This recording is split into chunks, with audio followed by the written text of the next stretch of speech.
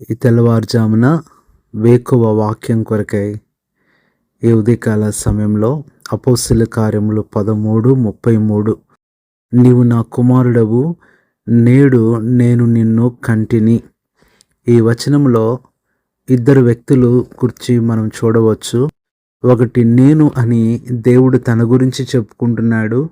రెండవది నిన్ను అని మన గురించి చెప్తున్నాడు. దేవునికి మనకి ఉన్న గొప్ప సంబంధము అది రక్త సంబంధము. అందుకనే దేవుడు ఇక్కడ నిన్ను తీసుకున్నాను, నిన్ను పెంచాను అనట్లేదు, కానీ నేను నిన్ను కన్నాను అంటున్నాడు. ప్రియులారా, దేవునికి మన మీదున్న ఆ ప్రేమ, మన మీదున్న ఆ గొప్ప బాధ్యత, ఆ శ్రద్ధ ఎందుకు అంటే ఆయన మనల్ని కన్నాడు. మనం కూడా చూసినట్లయితే ఇతరుల పట్ల ఒకలాగా మనం చూడగలం. మన కన్న బిడ్డల పట్ల మన యొక్క వైఖరి ఒకలాగుంటుంది. వారి అవసరాలు కానీ, వారి ఇబ్బందులు కానీ, వారి కష్టాలు కానీ మనం చూస్తాం. మన బిడ్డలు బాధపడుతున్నప్పుడు మనం తట్టుకోలేం. దేవుడు కూడా అంతే. అందుకనే ఇదే మాట కీర్తన 2:7లో కూడా నీవు నా కుమారుడవు, నేడు నేను నిన్ను కనియున్నాను అంటున్నాడు. కాబట్టి దేవుడు మనల్ని కన్నాడు. అందుకనే పౌలు అంటాడు 1 కొరింథీ 4:16లో క్రీస్తు యేసునందు సువార్త ద్వారా నేను మిమ్మల్ని కంటిని అన్నాడు. నిజంగానే దేవుడు మనకిచ్చిన జన్మ అనేది అది ఎంతో ఆత్మ సంబంధమైన జన్మ. ఈ లోకంలో జీవిస్తున్నప్పుడే దేవుడు మనతో ఎంతో గొప్ప సంబంధం కలిగి ఉంటాడు. ఒకసారి ఒక దేవదూత దేవుణ్ణి ఇలా అడిగాడంట, దేవా, నేను భూలోకానికి వెళ్తున్నాను, అక్కడ నేను 2 వ్యక్తులను పరీక్ష చేయాలనుకుంటున్నానన్నప్పుడు సరే వెళ్ళమన్నప్పుడు వెళ్ళాడు. మొట్టమొదటిగా ఒక పండితుడు, బాగా చదువుకున్న జ్ఞానవంతుడైన ఆ వ్యక్తిని మరి పరిశీలించాడు దేవదూత. చాలా జ్ఞానంతో ఉన్నాడు. ఆ తర్వాత ఒక చెట్టు కింద మరి చెప్పులు కుట్టుకునే వ్యక్తి దగ్గరికి కూడా వెళ్ళి అతని పరిస్థితి కూడా చూశాడు. ఇలాగా ఈ 2 వ్యక్తులను చూసిన తర్వాత దేవదూత దేవుని దగ్గరికి వెళ్ళి ఇలా అడిగాడంట, ప్రభువా, నేను 2 వ్యక్తులను చూశాను. ఒక ఆయన పండితుడు, ఒక ఆయన చెప్పులు కుట్టుకునే పేదవాడు. వీరిద్దరిలో ఎవరు పరలోకానికి వస్తారు, ఎవరు నరకానికి వెళ్తారు అన్నప్పుడు దేవుడు చెప్పాడంట, ఆ పండితుడి గురించి నేను చెప్పను, కానీ ఈ పేదవాడు చెప్పులు కుట్టేవాడు మాత్రం తప్పనిసరిగా ఇతను పరలోకం వస్తాడు అని చెప్పినప్పుడు అప్పుడు దేవదూత అన్నాడంట, ఎందుకు ప్రభువా, అతడు పండితుడు కదా, జ్ఞానవంతుడు కదా, అతను మరి పరలోకము ఎందుకు రాడు, ఇతను ఎందుకు వస్తాడు అంటే అప్పుడు దేవుడు చెప్పాడంట, నేను ఒక చిన్న ప్రశ్న అడుగుతాను, ఆ ప్రశ్న వెళ్ళి వాళ్ళిద్దరిని అడుగు, ఎవరు సరైన సమాధానం చెప్తారో అప్పుడు నీకు అర్థమవుతుంది అన్నప్పుడు దేవుడు దేవదూతకు చెప్పిన ఆ ప్రశ్న ఏంటంటే, దేవుడు సూది బెజ్జములో నుంచి కూడా ఒంటెను తీసుకురాగలడా అని అడగమన్నప్పుడు మొట్టమొదటిగా ఆ పండితుడి దగ్గరికి వెళ్ళి ఆ వ్యక్తిని అడిగాడు, సూది బెజ్జములో నుంచి ఒంటెను దేవుడు తీసుకురాగలడా అన్నప్పుడు ఆ పండితుడు నవ్వంటాడు, అది దేవుని వల్ల కాదు, ఎవరి వల్ల కాదు, అది అసాధ్యం అని చెప్పాడు. ఆ తర్వాత చెప్పులు కుట్టుకునే వ్యక్తి దగ్గరికి వెళ్ళి ఇదే ప్రశ్న అడిగాడంట, సూది బెజ్జంలో నుంచి మరి ఒంటెను దేవుడు తీసుకురాగలడా అన్నప్పుడు ఆ చెప్పులు కుట్టేవాడు వినయంగా ఆయన చెప్పాడంట, అయ్యా, దేవుడు తీసుకురాగలడు, నేను నమ్ముతున్నాను అన్నాడంట. ఎలా నమ్మగలవయ్యా అంటే, అయ్యా, నేను ఉండే ఈ మర్రి చెట్టు ఎంతో పెద్దది, మరి చెట్టు కింద నేను జీవిస్తున్నాను. అంతేకాదు, ఈ పెద్ద మర్రి చెట్టు రాకముందు ఇది చిన్న విత్తనం, అంత చిన్న విత్తనం నుంచి ఇంత పెద్ద చెట్టును తీసుకొచ్చిన దేవుడు ఆ సూది బెజ్జంలో నుంచి ఒంటెను తీసుకురాలేడా, నేను నమ్ముతున్నాను అన్నాడు. అప్పుడు దేవదూతకు అర్థమైంది, ఈ లోక సంబంధమైన జ్ఞానము, ఈ లోక సంబంధమైన తెలివితేటలు ఉన్నవారు దేవుని శక్తిని, దేవుణ్ణి పూర్తిగా విశ్వసించలేరు. అయితే దైవికమైన జ్ఞానం కొంచెం ఉన్నా సరే ఆ విశ్వాసంతో ఉన్నవాళ్ళు దేవుని మీద పూర్తిగా ఆధారపడి ఆయనను నమ్ముతారు అని అర్థమైంది. ఇది నా ప్రియులారా, మన జీవితంలో కూడా దేవుడు మనల్ని కన్నాడు అంటే మన జీవితంలో ఆయన ఏదైనా చేయగలడు. నువ్వేది జరగదనుకున్నావో అది జరిగేటట్లుగా చేస్తాడు. ఏది అసాధ్యం అనుకుంటున్నావో అది సాధ్యంగా దేవుడు చేసేవాడుగా ఉంటున్నాడు. అందుకనే పౌలు కూడా ఆ పత్రికలో అదే అంటున్నాడు. నేను మిమ్మల్ని సువార్త ద్వారా కన్నాను అనే మాట ఏం చూపిస్తుంది అంటే, ఆ కొరింథీయులకు పౌలు నేను ఒక ఆత్మీయ తండ్రిగా నేను మీకు ఉపదేశిస్తున్నాను అన్నాడు. ఇది నాన్న మన తండ్రి ఉన్నాడు, మన ప్రభు ఉన్నాడు. దేని గురించి నిరాశపడమాకు, దేని గురించి బాధపడొద్దు. ఒక బిల్ గేట్స్ కుమారుడు ఒకవేళ డబ్బుల గురించి బాధపడినా, అంబానీ గారి కుమారుడు ఆస్తుల గురించి దిగులు పడినా, అంతకంటే ఐశ్వర్యవంతుడు, ధనవంతుడు, భాగ్యవంతుడైన తండ్రి మనకున్నాడు. ఆయన దగ్గర అన్నీ ఉన్నాయి. ఒకవేళ ఇప్పుడు నీకు లేకపోవచ్చు, ఆయన సొంత సమయంలో ఆయన తప్పకుండా నీకు ఇస్తాడు.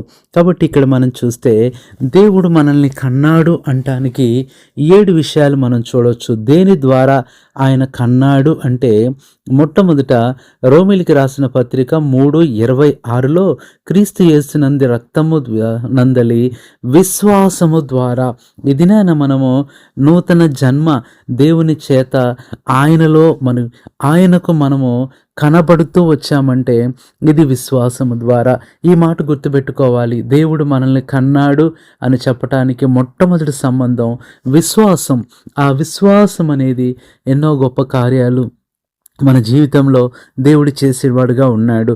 రెండవది మనం చూసినట్లయితే రోమిలికి రాసిన పత్రిక 5వ అధ్యాయము 5వ వచనములో పరిశుద్ధాత్మ ద్వారా అంటున్నాడు. రెండవది ఆత్మ ద్వారా ఆయన మనల్ని కన్నాడు. ఆత్మక్రియలు ఆయనే జరిగిస్తాడు, ఆత్మ ద్వారా నడిపిస్తాడు. మూడవది చూస్తే రోమా 5:21 నీతి ద్వారా అంటున్నాడు. నిజంగా ఈ నీతి ద్వారా మనల్ని కన్నాడు కాబట్టే ఆయన మనల్ని నీతిమంతులుగా చేస్తూ వచ్చాడు.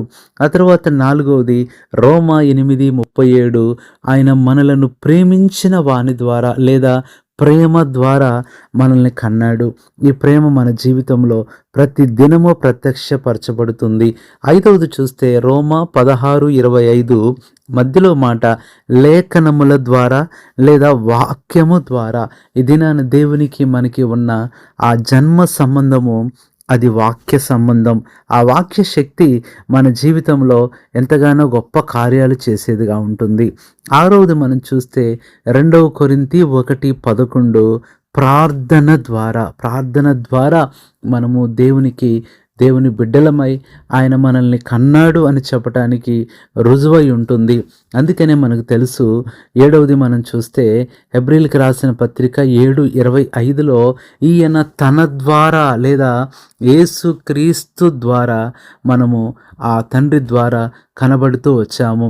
కాబట్టి అదే రోమా 16:27లో యేసుక్రీస్తు ద్వారా అంటున్నాడు. ఈ 7 విషయాలు ప్రియ సహోదరుడా సహోదరి, నిజంగా నూతన జన్మ అనేది దేవుడు మనకిచ్చాడు.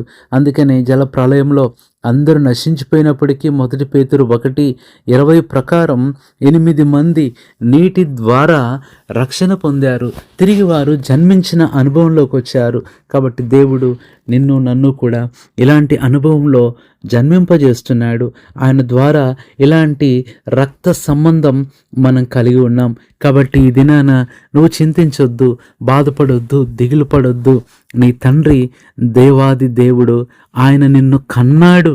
నిన్ను పెంచలేదు, నిన్ను దత్తత తీసుకోలేదు, కానీ నిన్ను ఆయన కన్నాడు. కాబట్టి నీ బాధ్యత ఆయనే చూసుకుంటాడు, నీ పరిస్థితులు ఆయనే చూసుకుంటాడు, నీ సమస్యలు ఆయనే చూసుకుంటాడు. నీ కన్నీరును చూచి ఆయన దాటి వెళ్ళే దేవుడు కాదు.